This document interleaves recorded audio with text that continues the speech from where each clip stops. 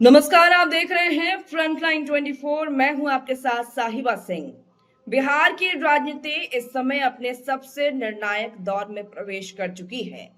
विधानसभा चुनाव 2025 में अब कुछ ही महीने शेष हैं और सभी दल अपने अपने पत्ते खोलने लगे हैं। इस बार की सबसे बड़ी सुर्खी बीजेपी के भीतर टिकट वितरण और नेतृत्व की सख्त रणनीति को लेकर है। गृह मंत्री और बीजेपी के वरिष्ठ नेता अमित शाह के हालिया बिहार दौरे ने पार्टी के भीतर हलचल मचा दी है।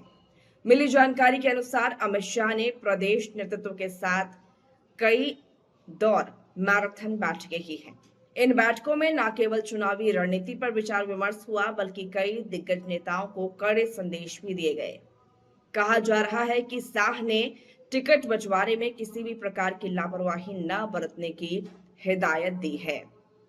पार्टी के भीतर अनुशासनहीनता और गुटबाजी को लेकर भी उन्होंने स्पष्ट चेतावनी दी है। भाजपा की अंदरूनी बैठकों से जो संकेत बाहर आए हैं वे साफ करते हैं कि इस बार पार्टी अपने मौजूदा विधायकों पर भी तरजीह के बजाय विनेबिलिटी को प्राथमिकता दे रही है। बताया जा रहा है कि लगभग 15 से 18 सिटिंग विधायकों के टिकट पर संकट गहरा गया है। इनमें वे नेता शामिल हैं जिन पर पार्टी विरोधी गतिविधियों में संलिप्तता रहने का आरोप है या क्षेत्र में उनके प्रति जनता में आक्रोश है। इतना ही नहीं, 70 वर्ष से अधिक उम्र पार कर चुके और लंबे समय से सक्रिय राजनीति में सुस्त पड़े नेताओं का भी टिकट कटने जा रहा है। भाजपा की रणनीति बूथ स्तर की मजबूती और स्थानीय कार्यकर्ताओं की सक्रियता पर केंद्रित है। पार्टी मानती है कि 2020 के विधानसभा चुनाव में जहां वह बेहद कम अंतर से हारी या जीती, वहां की स्थिति का गंभीर विश्लेषण जरूर है। बता दें कि 2020 में 6 ऐसी सीटें थीं जहां जीत और हार का अंतर महज 3000 वोटों से कम था। 8 सीटों पर यह अंतर 2000 वोटों से भी कम रहा, जबकि 13 सीटों पर भाजपा के उम्मीदवार 11,000 से अधिक वोटों के अंतर से हारे थे। इन सीटों पर अब नए उम्मीदवारों को मौका देने की संभावना प्रबल है।